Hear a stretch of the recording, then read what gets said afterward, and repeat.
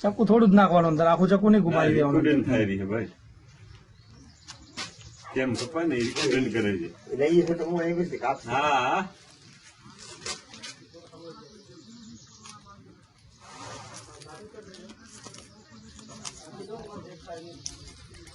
ક્યાંથી ચાકુ આગળ જો ઉપરથી એટલી જગ્યાએ હવે ને ચાકુ આપી.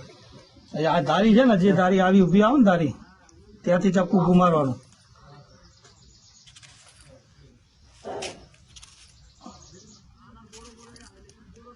એ દાણો એક બી ના કપાય. અમારે અડધા દાણા કાપી નાખે અમારે છોરા કાપે.